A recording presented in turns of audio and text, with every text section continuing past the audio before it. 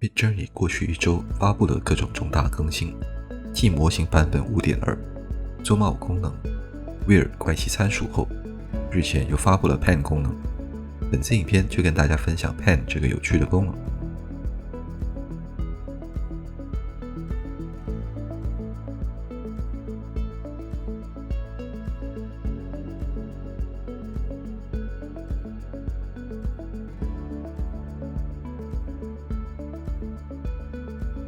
在影片开始以前，我想做个简单的声明。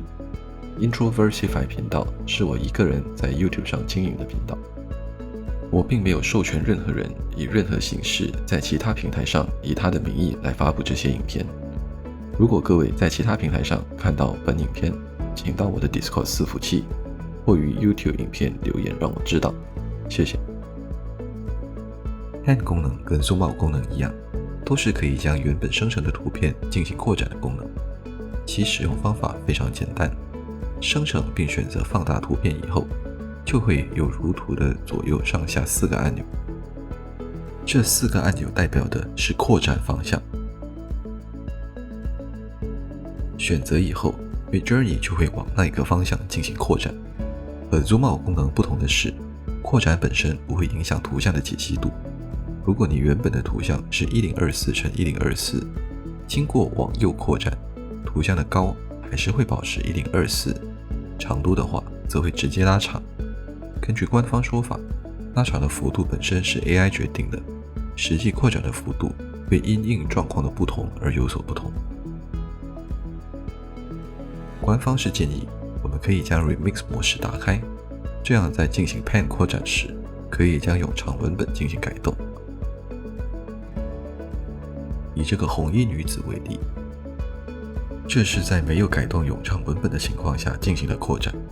文本内容中提到红衣女子，所以扩展时也就很容易产出第二个红衣人，造成连体婴的效果。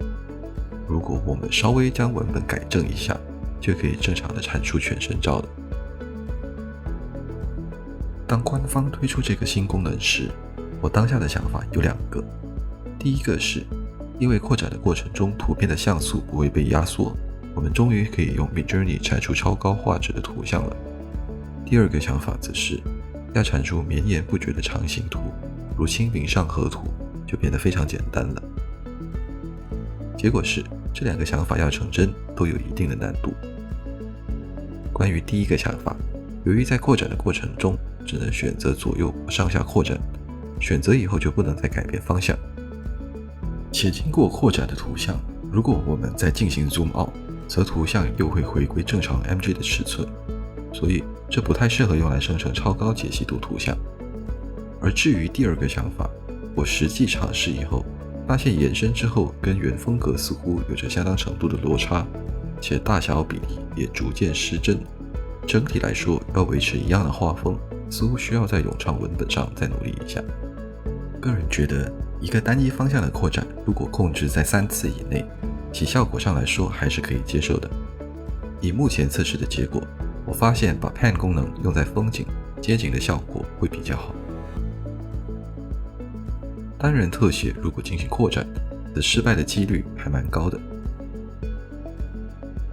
反之，如果是多人的场景的话，效果反而比较稳定。